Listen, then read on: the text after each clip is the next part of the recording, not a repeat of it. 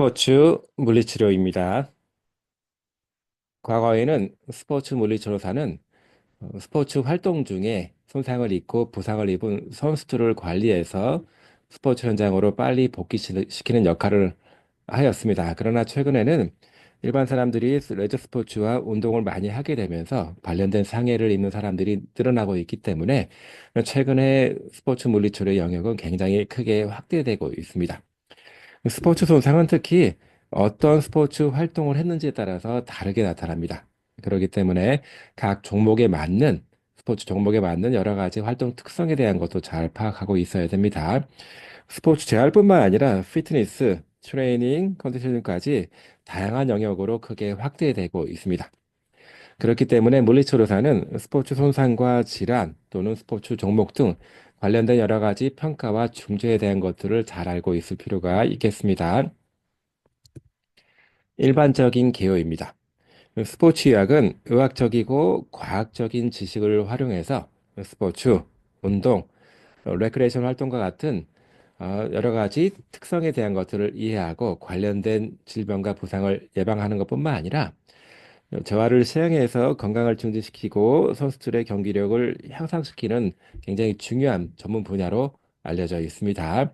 그래서 물리치료사는 스포츠 재활 프로그램을 계획하고 실행, 감독하는 주요 업무를 하게 됩니다.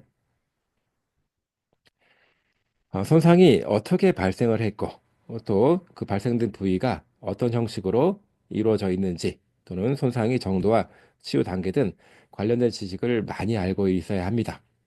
특히 스포츠 재활의 목적이 경기력을 회복해서 스포츠 현장으로 가능한 한 빨리 복귀시키는 거기 때문에 물리치료사는 선수뿐만 아니라 보호자, 동료, 친구, 주치, 코칭 스태프 등등 관련된 모든 사람들과 같이 한 팀이 돼서 서로 협력해야 합니다. 스포츠 물리치료사의 역할은 크게 손상 예방, 그리고 손상이 발생하였을 때 응급처치 및 평가, 그리고 전문 재활뿐만 아니라 여러 가지 치료를 시행해야 될 때 주치 또는 코칭 스태프와 상의하면서 일을 진행하는 것이 중요하겠습니다. 그렇기 때문에 물리치료사는 각 사람들과 의사소통을 잘할 수 있도록 하는 것이 무엇보다도 가장 중요하겠습니다. 예를 들어서 선수가 재활 과정을 잘 받아들이고 따라갈 수 있도록 설득하는 것뿐만 아니라 여러 가지 이해관계의 조정 및 신뢰 형성 등 다양한 관리 능력이 필요합니다. 주요 질환입니다. 스포츠 손상은 질환에 따라서 또는 종목에 따라서 다양하게 나타날 수가 있습니다. 예를 들어서 축구나 농구처럼 이제 접촉성 스포츠 또는 신체 활동이 많은 스포츠들은 대개 몸통 아니면 무릎에서 손상이 많이 나타나게 되고, 야구나 테니스처럼 팔을 많이 쓰는 종목에서는 주로 팔꿈치, 어깨, 손목에서 큰 부상이 나타나기도 합니다. 그렇기 때문에 물리치료사는 이와 관련된 종목과 관련된 여러 가지 부상 형태, 손상 형태에 대한 것들을 잘 알고 있어야겠습니다. 가장 많은 그 손상 중에 하나는 골절입니다. 골절은 외력에 의해서 뼈의 연속성이 완전 또는 불완전하게 소실된 상태를 말합니다. 여러 부위에서 골절이 일어날 수 있지만 가장 많이 나타나는 부위는 손목이라든가 손 등 여러 가지 부위에서 나타날 수가 있겠습니다. 스트레스 골절이라고 하는 거는 뼈가 뚝 부러진 것이 아니라 작은 스트레스가 계속 쌓이면서 골절, 그 뼈에 금이 가거나 아니면 골절이 빠르게 회복되는 그런 징후가 나타난 것들을 얘기합니다. 예를 들어서 장거리 달리기 또는 마라톤과 같이 지속적으로 발에 스트레스를 많이 주는 종목에서는 발가락 뼈들이 살짝 금이 가면서 그 스트레스 골절이 나타나기도 합니다. 골절은 여러 가지 기전으로 발생을 합니다.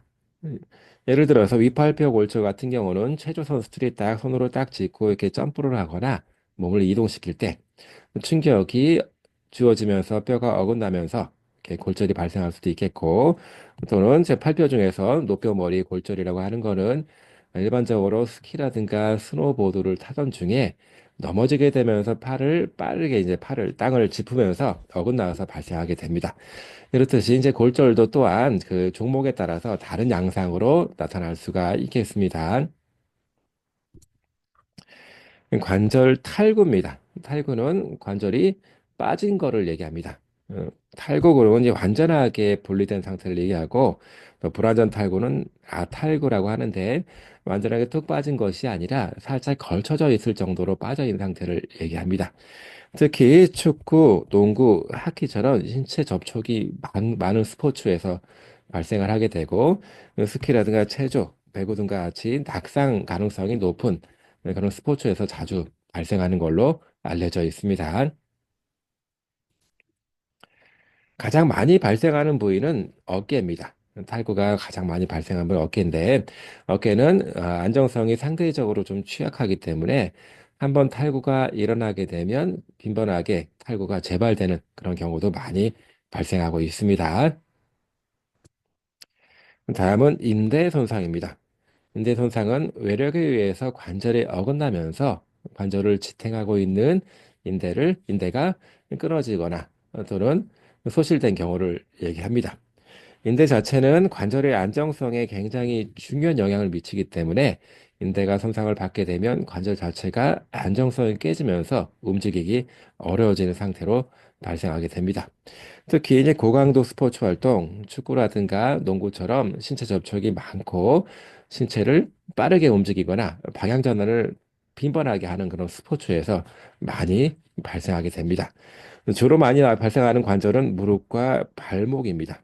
물론 이제 다른 관절에서도 발생할 수가 있겠지만 특히 무릎과 발목 등 이제 다리 관절에서 주로 많이 발생하고 있습니다. 특히 발목 삐임에서 앵클 스프레인이라고 하는데 발목이 그림에 보는 것처럼 한쪽으로 접절려지면서 바깥쪽에 있는 인대가 늘어나거나 끊어지는 경우를 얘기합니다. 발목 같은 경우는 주로 안쪽에 있는 인대들은 굉장히 강하기 때문에 안쪽 인대는 잘 늘어나거나 끊어지지 않습니다. 물론 제 축구에서 태클과 같이 강하게 접촉적으로 이렇게 스트레스가 크게 주어지는 경우에는 안쪽으로 휘말려지면서 끊어질 수도 있지만 대부분은 바깥쪽 인대, 발목 인대가 뒤틀어지면서 손상을 받게 됩니다. 다음은 근육 손상입니다. 근육 손상은 주로 스트레스가 많은 근육군에서 발생하게 됩니다. 다시 말해서 근육을 갑작스럽게 힘을 주거나 과도하게 늘어난 상태에서 찢어지는, 파열되는 것을 근육 손상을 말합니다. 특히 두 관절을 지나가는 근육들, 여러 관절을 지나가기 때문에 근육에 대한 스트레스가 많고 그만큼 근육이 힘을 많이 주게 되고 또 무리하게 수축을 하게 되기 때문에 두 관절을 지나는 근육에서 특히 근육 손상이 많이 발생을 합니다. 근육 손상은 단계에 따라서 이렇게 세 단계로 나눠지는데 1단계보다는 3단계 쪽으로 갈수록 훨씬 더 많이 안 좋은 상태를 이야기하겠습니다. 다음은 타박상입니다. 타박상은 보시는 것과 같이 이제 시퍼렇게 멍든 상태를 얘기합니다. 뭐 공에 직접적으로 맞거나 골프공이라든가 또는 뭐 축구공, 야구공에 직접 맞거나 아니면 선수들끼리 이제 부딪히면서 이제 타박이 발생하게 됩니다. 그래서 접촉이 많은 스포츠 또는 빠른 속도로 무거운 물체를 움직이는 스포츠에서 많이 발생합니다. 주로 타박상이 많이 발생하는 부위는 근육과 힘줄이 연결되어 있는 부위입니다. 특히 허벅지 앞쪽 근육, 허벅지 뒤쪽 근육, 그리고 종아리 쪽에 있는 근육들에서 워낙 많이 힘을 주고 또 많이 부딪히게 되기 때문에 그런 부위에서 자주 발생을 합니다. 타박상의 단계도 1단계에서부터 3단계로 나눠지는데 1단계는 비교적 가벼운 상태, 그리고 3단계는 누르기만 해도 심하게 아픈, 또 부어있는 아주 심한 상태를 말합니다. 다음은 힘줄 손상입니다. 힘줄 손상은 대개 빠르게 반복적인 사용으로 인해서 나타나는 그런 손상이 되겠습니다. 힘줄 자체는 근육과 뼈를 이어주는 구조이기 때문에 근육이 힘주고 뼈가 또 움직일 때 굉장히 많은 스트레스를 받게 됩니다. 예를 들어서 배구 선수들 같은 경우는 점프를 높게 해서 스파이크를 해야 되기 때문에 그렇게 무릎을 많이 쓰는, 무릎 허벅지 앞쪽 근육을 많이 쓰는 경우에는 관련된 힘줄에서 염증이 빈번하게 발생하게 되고 테니스 선수라든가 골프 선수처럼 팔꿈치에 힘을 많이 주게 되는 경우에는 팔꿈치와 손목에 힘을 많이 주게 되는 경우에는 팔꿈치 안쪽 또는 바깥쪽이 아프면서 이렇게 힘줄염이 주로 발생하게 됩니다. 스포츠 물리치료의 평가 원리입니다. 첫 번째 검진입니다. 스포츠 물리치료 자체가 부상 선수를 치료해서 경기력을 높이고 또는 경기장 복귀를 더 빠르게 하기 위해서 시행하는 것이기 때문에 굉장히 검진에 대한 거를 많이 생각을 할 필요가 있습니다. 또는 경기 중 부상을 예방하는 필요가 있는 부분이라서 어, 선수들이 어느 부분이 취약하고 어느 부분이 좀 잘 되고 있는지 그런 것을 면밀히 판단할 필요가 있겠습니다. 대부분의 스포츠 물리치료 현장에서는 스포츠 물리치료의 역할이 경기장에서 직접적으로 이루어지는 경우도 있고 또는 경기 이후에 부상 선수를 관리해주는 경기장 밖에서 또는 치료실에서 이루어질 수도 있겠습니다. 경기 중에 심각한 손상을 받은 경우에는 물리치료사가 직접적으로 그 선수한테 가서 응급 치료를 처치를 해야 될 필요가 있습니다. 그래서 뭐 기도 유지라든가 또는 들것, 척추 모판 등 관련된 장비들도 같이 다룰 수 있어야 되고 또는 이제 선수들 상태를 관찰한 다음에 계속 경기를 할 수 있는지 또는 경기를 하지 말아야 될지를 이제 팀 닥터와 상의하고 코칭 스태프와 상의해서 결정을 해야 됩니다. 스포츠 현장에서는 모든 것들을 굉장히 시간을 많이 가지고 할 수가 없기 때문에 빠르게 판단하고 빠르게 처치할 필요가 있겠습니다. 물리치료실에서는 일단은 연기 중이 아니기 때문에 부상 선수를 또 면밀하게 또 세부적으로 평가를 해서 이후에 치료 계획을 세우는데 굉장히 중요하게 봐야 됩니다. 또 손상 정도와 부위가 명확한 경우는 손상 부위를 중심으로 평가를 하게 되고 손상 부위가 명확하지 않고 굉장히 아프거나 부어 있는 상태를 보게 되면 그 원인을 철저하게 파악할 수 있도록 눈으로 보고 만져보고 움직여 보면서 여러 가지 상태를 평가하게 됩니다. 또는 제 신경학적인 문제 때문에 마비가 있거나 아니면 움직임을 제대로 못하는 경우도 있을 수가 있기 때문에 필요한 경우에는 이제 특수 검사라든가 신경학적인 검사를 같이 시행할 필요가 있겠습니다. 병력입니다. 어떠한 그 과정 속에서 부상을 입게 됐는지, 손상을 받았는지를 파악하는 그런 단계라고 볼 수 있습니다. 주요 증상이 뭐고, 증상의 특성이 뭐고, 어떻게 다쳤는지, 또는 손상 때문에, 다친 것 때문에 무엇을 잘 못하는지, 이와 관련된 손상이 이전에도 같이 있었는지 등등 관련된 것들을 모두 자세하게 파악할 필요가 있겠고, 이와 더불어서 심장혈관계 질환이 있는지, 뭐 당뇨 등 관련된 동반 질병 유무도 같이 파악할 필요가 있습니다. 상당히 많은 경우에 이제 부상 선수들이 일회성 손상보다는 이전부터 그 손상의 원인을 계속 갖고 있는 경우가 많기 때문에 또는 이전에 다친 부위를 또 다치게 되는 경우가 많기 때문에 과거에 어떤 질병과 손상이 있었는지 또는 그래서 수술한 적이 있는지 등등 관련된 재반 요소들을 모두 자세하게 물어보고 알아야 될 필요가 있습니다. 개통 검토입니다. 주로 스포츠 손상 그러면 근육 뼈대개 쪽을 위주로 평가를 하게 되는데 종종 제 근육 심장 혈관계라든가 신경계 등과 같이 다양한 문제가 결부될 수 있기 때문에 선수들의 부상 예방과 경기력 향상을 위해서 모든 부분에 대한 모든 계통들을 다 한 번씩 검토해 볼 필요가 있습니다. 부상을 입은 직후에는 생체 징후, 이제 호흡이라든가 심장이 잘 뛰는지, 맥박이 잘 뛰는지를 꼭 봐야 될 필요가 있겠고, 또는 뭐 시각적으로 또는 청각적으로 문제가 있는지 없는지 등등도 굉장히 중요한 고려사항 중에 하나입니다. 심장호흡계라든가 근육 뼈대개뿐만 아니라 신경계통의 검사도 같이 시행할 필요가 있습니다. 주로 이제 그 일반 그 치료실에서 선수들을 관리해주는 치료실에서 개통 검토를 자세한 방법으로 하기가 어려운 경우가 많기 때문에 그런 경우에는 병원의 다른 분야로 이렇게 의뢰를 해서 검사를 해야 되는 경우가 많습니다.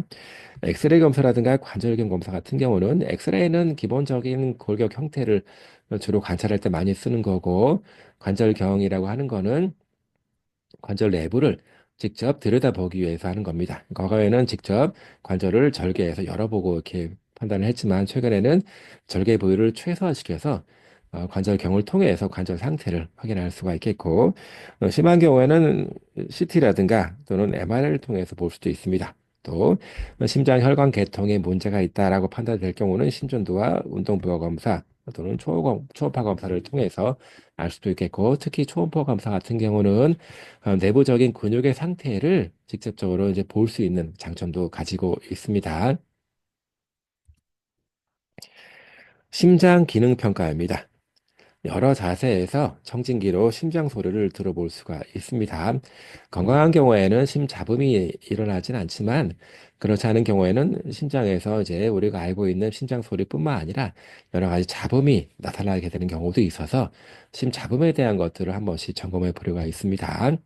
그리고 만일에 심장호흡기 질환에 이상이 없을 걸로 이렇게 추정이 된다라고 하면 다른 검사를 하지 않아도 괜찮을 수가 있습니다. 예를 들어서 심전도라든가 심초음파, 또 운동부하 검사는 심장에 특별한 문제가 있는지를 보는 검사 방법들이기 때문에 외부에서 봤을 때 큰 문제가 없다라고 하면 이거는 뭐 자세하게 평가를 하지 않고 넘어가는 그런 단계라고 볼 수가 있겠습니다. 자동 제세동기라고 하는 것이 있습니다. 이거는 심장 마비가 있을 때 그림에 보는 것처럼 전기 쇼크를 통해서 심장을 잘 작동할 수 있도록 충격을 주는 그런 장치라고 볼 수가 있습니다. 종종 운동 중에 쓰러져서 심장 마비로 쓰러져서 이제 사막에 이르게 되는 경우가 있기 때문에 경기장에는 항상 심장 자동 제세동기가 항상 배치되어 있습니다. 그래서 물리치료사는 심장 자동 제세동기 또한 잘 작동할 수 있어야 합니다. 다음은 근육 뼈들기 평가입니다. 그래서 대부분의 그 운동선수들이 근육 뼈대 계통의 손상을 받게 되기 때문에 이 선수들이 운동과 관련된 위험 요소가 무엇인지를 알아내고 이전 뭐 손상이 있었다라고 하면 어느 정도 관련성이 있는지 추정할 수 있도록 자세한 근육뼈대의 평가를 시행해야 합니다. 종목에 따라서 손상 또는 질환을 받게 되는 유형 특성이 달라지기 때문에 그에 대한 것도 잘 파악하고 있어야 됩니다. 예를 들어서 수영 선수들 같은 경우는 팔을 많이 쓰기 때문에 어깨를 완전한 범위로 작동해서 수영을 하기 때문에 어깨라든가 또는 야구에서는 이제 팔꿈치 등 이런 것들을 주로 많이 다치게 됩니다. 그래서 이에 관련된 특성도 잘 알 필요가 있겠습니다. 관절의 움직임 평가는 적절하게 관절 운동 범위를 평가할 때 관절이 운동 범위에 대해서 잘 움직여지는지 또는 움직임 자체가 좀 둔탁하거나 또는 이렇게 부드럽게 일어나지 않는지 또는 이제 움직일 때 소리가 나는지 또 아픈지 그리고 음, 모든 범위로 다 움직였을 때 끈 느낌이 딱딱한지 부드러운지 등등 관련된 움직임 특성들을 잘 파악하고 있어야 되고요. 작용근과 대안근, 불균형. 작용근이라고 하는 거는 우리가 힘줄 때 움직여지는 힘을 주게 되는 근육을 얘기하는 거고, 대안근은 그 반대편 근육을 얘기합니다. 그래서 작용근이 작동할 때는 대안근은 작동하지 않고 이완돼 있어야 되고, 또 작용근과 대안근의 균형이 잘 맞아야지만 움직임이 원활하게 발생을 하게 되는데, 운동선수들 같은 경우는 특징적으로 특정 근육들을 많이 쓰게 되기 때문에 이런 근육 불균형이 발생할 수밖에 없습니다. 자, 이거는 장기적으로 상당히 몸에 안 좋은 영향을 미칠 수가 있습니다. 이 그림에서 보는 것처럼 어깨가 이렇게 약간 삐뚤어지게 되고 한쪽 어깨를 많이 쓰게 되면 근육 불균형이 발생해서 어깨가 이렇게 한쪽으로 내려가거나 삐뚤어지게 되는 그런 문제가 발생하기 때문에 그런 것들은 이후에 또 다른 문제를 나타낼 수가 있습니다. 그래서 부상을 초래하는 하나의 요인으로 발생하게 됩니다. 그래서 면밀하게 평가를 해서 잠재적인 그 부상을 예방할 수 있도록 이렇게 근육 불균형을 잘 평가를 해야 됩니다. 근력이 균형적으로 맞아 있는지 또는 근육의 길이가 균형적으로 이루어져 있는 등등을 평가해서 기록을 해 놓아야 합니다. 근력 검사입니다. 이제 근력에 대한 것들은 이제 통증 정도를 파악할 때 상당히 중요합니다. 물론 선수들이 워낙 근육 운동을 많이 하기 때문에 근력은 상당히 좋을 수가 있는데 반대로 통증이 있거나 손상을 받게 되면 근력이 많이 떨어지게 돼서 힘을 잘 못 주거나 힘이 많이 빠져 있는 것을 볼 수가 있습니다. 그래서 근력 측정을 할 필요가 있겠고, 근육이 심하게 근력이 빠져 있다라고 하면 이거는 신경계의 손상을 의심해 볼 수가 있습니다.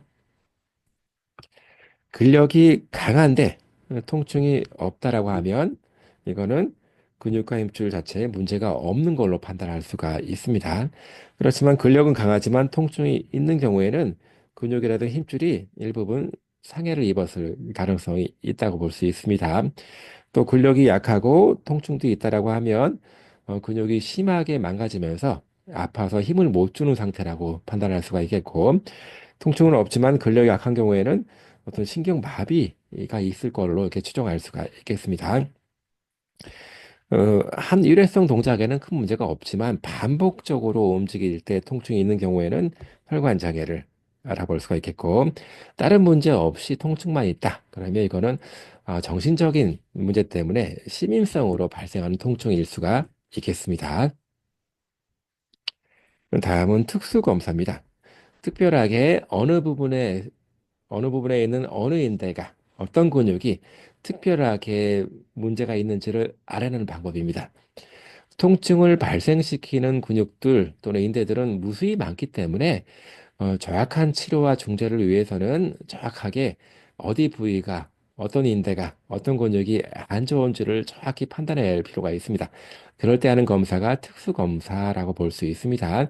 특수검사는 관절을 많이 움직여서 하는 것들이기 때문에 만일에 골절이라든가 탈구가 있는 걸로 생각될 때는 하지 않는 것이 좋겠습니다. 그래서 대부분 이제 동작이라든가 움직임을 살펴보게 되면 어느 정도 예측할 수가 있습니다.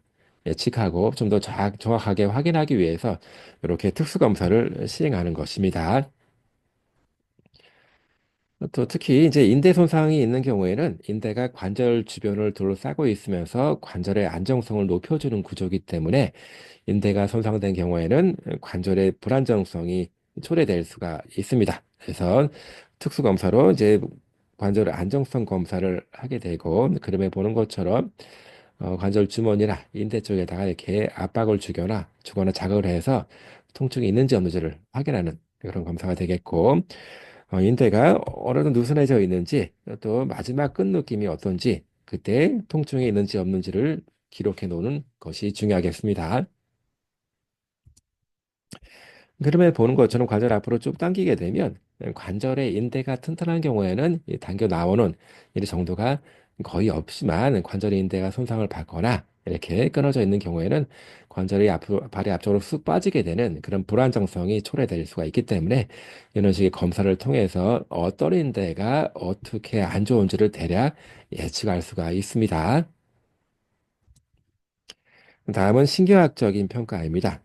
신경학적인 손상이 있게 되면 일단은 운동과 감각 마비가 발생할 수가 있겠고, 또 경우에 따라서는 뇌가 망가진 경우에는 정신을 잃거나 또는 여러 가지 심각한 증상들이 나타날 수가 있습니다.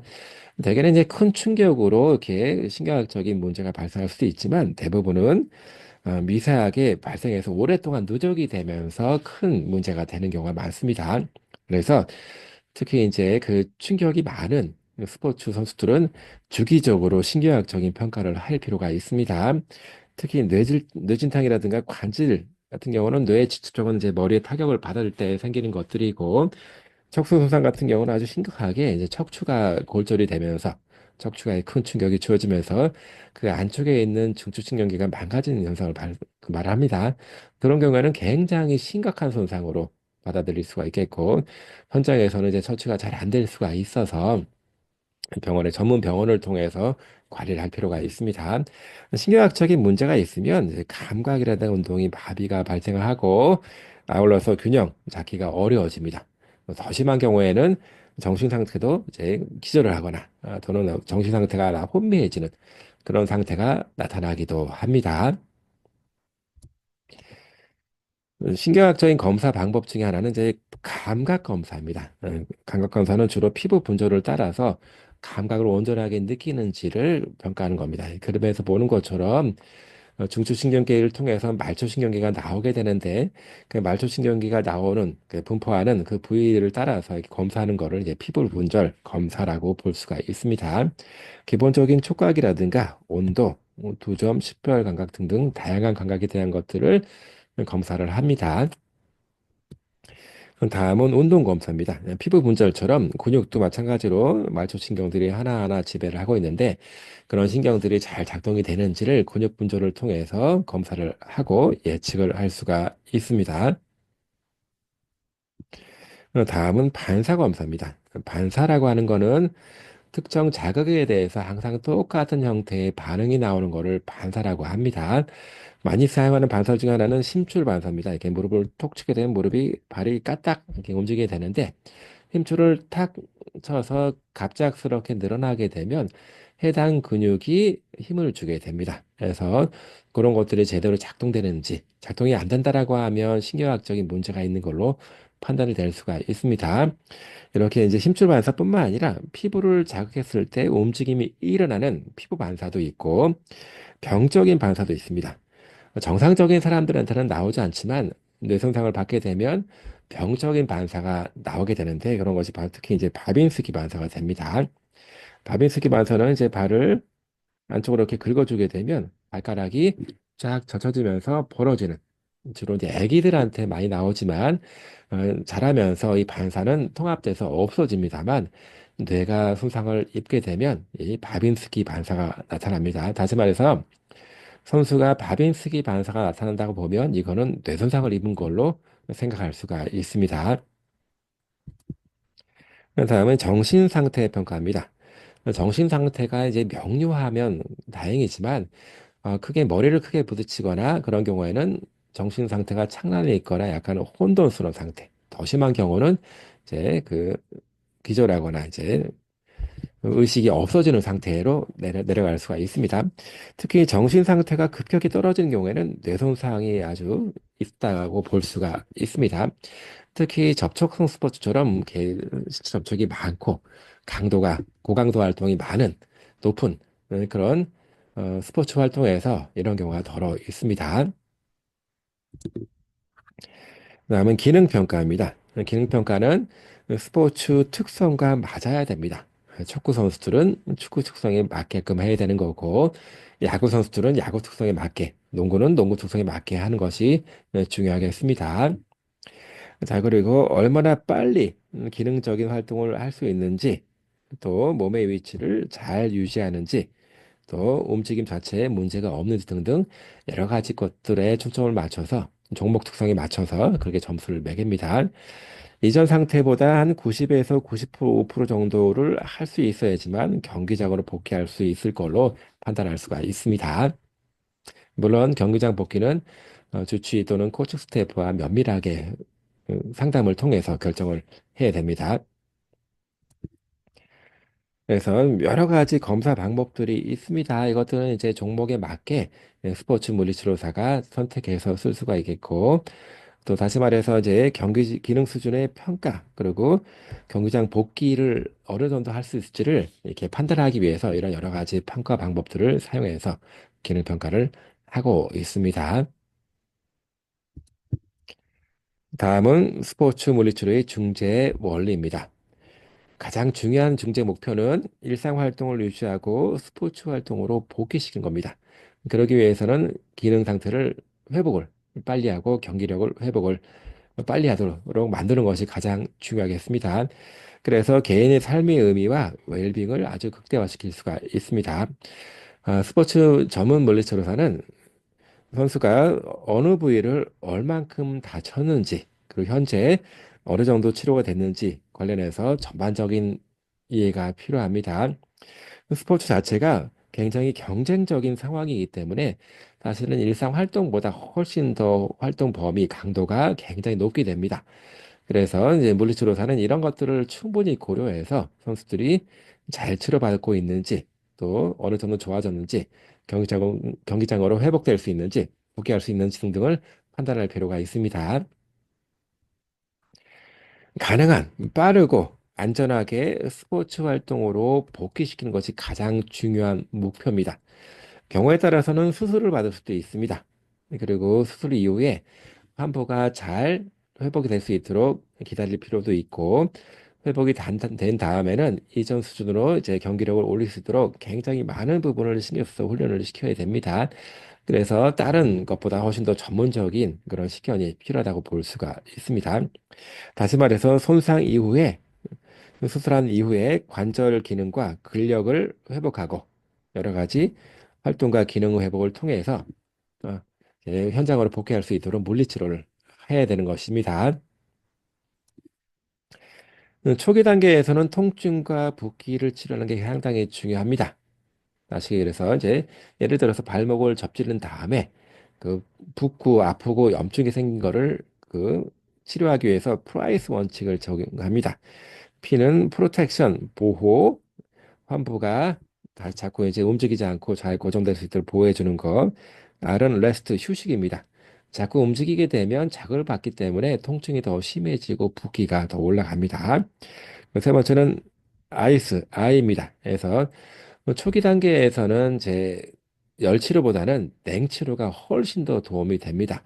근데 열치료를 하게 되면 붓기가 더 심해지고 통증이, 염증이 더 나빠지기 때문에 초기 단계에서는 냉찜질, 얼음찜질 같은 거를 하게 해서 제 붓기를 좀 빼주고 통증을 좀 줄일 필요가 있겠습니다. 그리고 붓기를 더 많이 뺄 수 있도록 네 번째 단계는 컴프레션, C 압박 단계입니다. 그리고 이렇게 된 거를 이제 환부를 심장보다 높은 부위로 올려주는 엘리베이션 E에서 요거를 프라이스 원칙이라고 하고 이거는 손상 초기에 적용하는 굉장히 중요한 원칙이라고 볼 수 있습니다. 필요한 경우는 진통 소염제를 쓸 수 있습니다. 그래서 많이 아파서 이렇게 그런 경우에는 진통제 또는 염증을 좀 가라앉히는 진통 소염제를 쓸 수가 있겠고, 그래서 이제 통증 자체가 이제 여러 가지에 안 좋은 영향을 많이 미치기 때문에 물리치료사는 이제 집중적으로 통증이 어떻게 변하는지, 더 심해지는지 나빠지는지, 통증 상태가 어떤지를 항상 확인할 필요가 있습니다. 초기에는 냉치료를 하고 또 만성기로 들어서는 열치료 그리고 전기치료 같은 걸 써서 통증을 잘 예방하고 억제하는 방법을 쓸 수 있습니다. 다음은 RM 운동과 근력 운동입니다. 특히 경기력을 높이기 위해서는 관절을 잘 움직이게 만들고 근육의 기능을 회복해서 근력이 돌아올 수 있도록 해주는 것입니다. 다시 말해서 근력과 RM은 경기력을 회복하고 활동을 높이는 데 굉장히 중요한 영향을 미칩니다. 그래서 물리치료의 가장 중요한 목적 중에 하나는 근력을 높이고 RM을 회복하는 걸로 볼 수가 있습니다. 다음에는 이제 이 RM 운동과 근력 운동을 위해서 여러 가지 그림 보는 것처럼 CPM, 지속적으로 관절 운동을 시키는 장비를 쓸 수도 있겠고 필요에 따라서는 물리치료사가 관절을 움직임을 더 촉진시키는 관절 가동술과 신장 운동을 해서 RM 범위, 관절 운동 범위를 넓힐 수 있도록 해주는 것도 필요할 것입니다. 또 등척성 운동, 관절 자체가 심하게 아픈 경우는 활발하게 움직이기 어렵기 때문에 움직이지 않고 힘주는 등척성 운동을 하는 것이 필요할 수도 있습니다. 특히 움직이지 못하는 손상 초기에는 이제 등척성 운동이 상당히 도움이 될 수 있습니다. 그 이후에는 그림에 보는 것처럼 모래주머니라든가 아령, 엮기 또는 고무 밴드 이렇게 이런 것들을 이용해서 저항 운동을 해서 근력을 회복하는 운동을 체계적으로 마련해 줄 필요가 있습니다. 이렇게 이제 간단하게 셀프로 운동하는 경우도 있고 또는 이렇게 피트니스 센터에서 보는 여러 가지 장비를 사용해서 운동하는 경우도 있습니다. 다음은 플라요메트릭 운동입니다. 플라요메트릭 운동은 편심성 수축과 동심성 수축을 빠르게 반복하는 운동을 말합니다. 다시 말해, 이제 편심성 수축은 근육이 힘주는데 늘어나면서 힘주는 경우를 편심성 수축이라고 하고, 동심성 수축은 힘주면서 근육이 짧아지는 형태를 동심성 수축이라고 합니다. 이렇게 두 개의 서로 다른 수축 형태를 힘주는 형태를 빠르게 반복하는 훈련을 우리는 플라이오메트릭 운동이라고 합니다. 운동선수들이 대개 손상을 입게 되는 그런 상황이 빠르게 움직이거나 빠르게 방향 전환하거나 또는 힘을 과하게 주거나 하는 상황입니다. 그래서 만일에 플라이오메트릭 운동이 잘 처방되지 않거나 이 운동을 잘 수행을 못한 경우에는 스포츠 현장으로 복귀한다고 하더라도 재손상의 우려가 굉장히 커집니다. 그런 상황에서 이거를 잘 이겨낼 수 있도록 물리치료사는 미리 이런 플라이오메트리 운동 계획을 세워서 적용해 줄 필요가 있습니다. 다시 말해서 스포츠 재활이 맨 마지막 단계에서 시행하는 겁니다. 경기장을 복귀하기 전에 플라이오메트리 운동을 통해서 아무런 문제가 없다라고 이제 판단이 될 때, 다시 현장으로 복귀시킬 수가 있습니다. 플라이오메트리 운동은 운동 조절 능력을 발달시키고 민첩성과 순발력을 높이는 굉장히 중요한 운동이라고 볼 수가 있겠습니다. 그림에 보는 것처럼 점프하고 다시 착지하고 점프하고 다시 착지하고 뭐 예를 들어서 배구 선수들 같은 경우는 이런 상황이 상당히 많이 나타날 수 있기 때문에 준비가 안 된 상태로 다시 이런 현장으로 가게 되면 또다시 허벅지 앞쪽 근육이 무리가 되면서 손상을 입는 경우가 있어서 이런 것들을 주기적으로 점진적으로 강도를 높여가면서 시행을 하고 이를 통해서 복귀할 준비를 하게 되는 것입니다. 다음은 신경 근육 조절 훈련입니다. 피부라든가 촉각 또는 안뜰, 균형 감각, 시각 또는 고유 감각, 근육의 움직임, 그리고 근육의 위치, 관절의 위치 등을 판단하는 거를 우리는 고유 감각이라고 합니다. 이런 여러 가지 다각적인 감각들을 활용해서 활동을 하고 움직임을 만들게 되는데 특히 그 스포츠 현장에서는 예기치 않은 상황들이 많이 발생을 해서 움직임을 바로바로 이끌어 나가야 되기 때문에 이런 신경 근육 조절 훈련에 대한 것이 굉장히 중요하겠습니다. 또는 그 균형이라든가 협응 능력들을 높이는 것도 또한 신경 근육 조절 훈련의 하나의 방법으로 볼 수가 있습니다.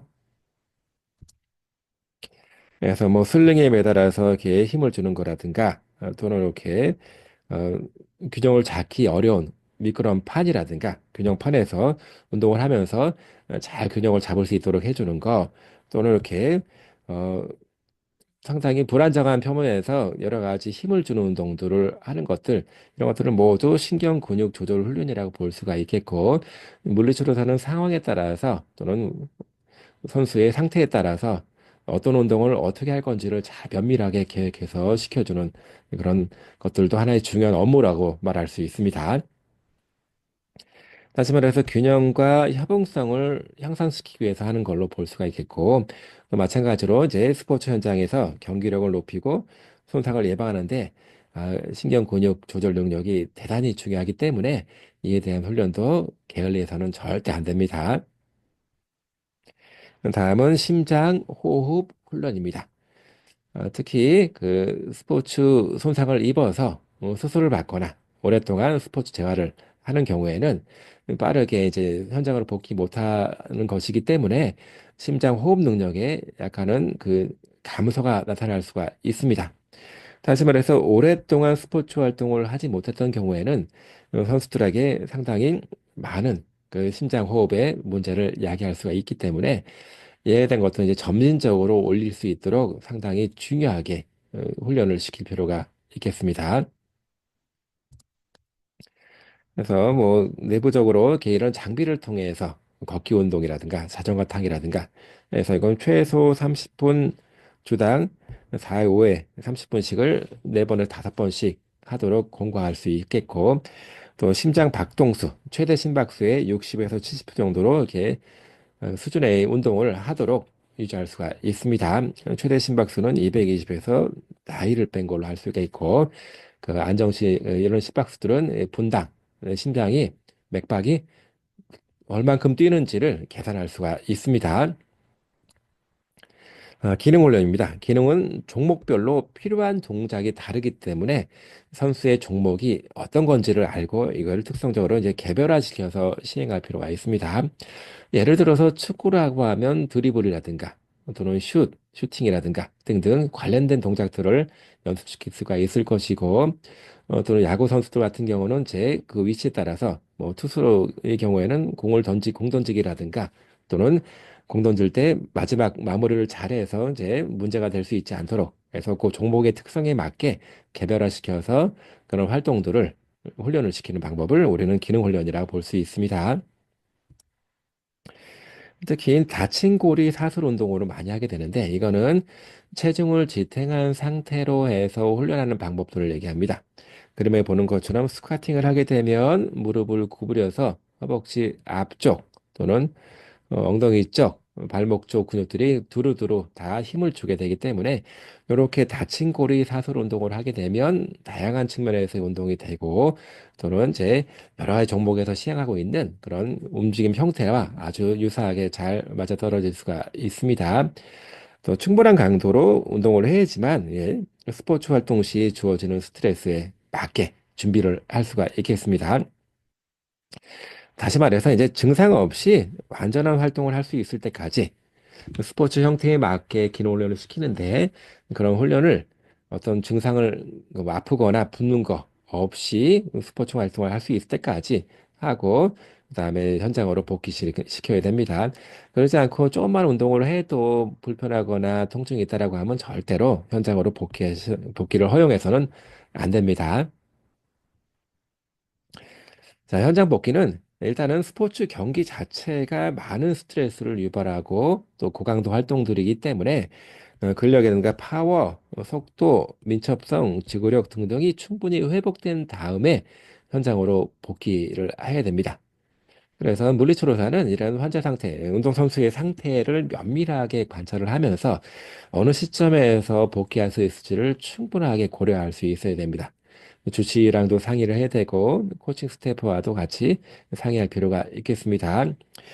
다시 말해서 스포츠 물리치료는 점진적으로 스포츠 관련된 기능적 활동을 수행하는 과정으로 진행되어야 합니다. 그래서 실제 경기와 동일한 속도, 동일한 환경, 동일한 스트레스 또는 피로감을 갖춘 상태에서 그런 상황에서 연습을 해서 여기서 잘 견딜 수가 있는지를 꼭 확인하고 확인된 다음에 현장으로 복귀시켜야 됩니다. 자, 그래서 처음에는 이제 아무래도 무리가 된 상태이기 때문에 현장으로 복귀해서 바로 이제 선수로 출전하기보다는 조금씩 출전 시간을 늘려가면서 이제 풀타임을 소화할 수 있도록 코칭 스태프와 면밀하게 상의를 해야 되고 또한 물리치료사는 그 현장 복귀를 했을 때도 선수가 잘 적응하고 활동하는지를 면밀하게 관찰을 해야 됩니다. 요약입니다. 스포츠 물리치료는 부상 부위를 치료해서 다친 선수들을 경기력을 회복하고 최대한 빨리 현장으로 복귀시키는 것이 가장 중요한 목표입니다. 그렇기 때문에 물리치료사는 스포츠 손상이 어떤 관절 또는 근육에 어떠한 스트레스를 주는지 또는 어떤 동작과 관련되는지를 잘 알아야 되고 스포츠 종목에 따른 손상 유형에 대한 것도 널리 알고 있어야 됩니다. 스포츠 물리치료의 목표를 달성하기 위해서 통증과 붓기 또는 관절 운동 범위, 신경 근육 기능을 회복하고 균형뿐만 아니라 심장호흡 기능 또는 여러 가지 운동 및 활동 능력을 회복시키고 향상시키는 것을 굉장히 중요한 목표로 삼고 치료를 해야 됩니다. 사전 평가와 경기장 평가를 할 수 있습니다. 다시 말해서 이제 스포츠에 들어가기 전에 어떤 거를 잘 할 수 있는지 미리 평가를 하고 경기장 내에서 어떤 손상이 있게 되는 경우는 이제 처치를 하거나 또는 응급하게 할 수 있을 만한 것들을 평가를 해서 바로바로 중재를 하고 또 몸 전반적인 몸 상태와 체력 수준에 대한 것도 이제 같이 알고 있어야 됩니다. 이게 그 경기 이후에 또 다른 문제가 계속 나타날 수가 있기 때문에 물리치료실에서 손상 부위를 다시 한번 면밀하게 살펴보고 자세한 평가를 해야 됩니다. 그리고 선수의 동기와 요구에 맞게 또 필요한 활동, 종목에 필요한 활동들을 다 결부시켜서 물리치료 중재를 체계적으로 계획해서 시행하는 것이 가장 중요하겠습니다.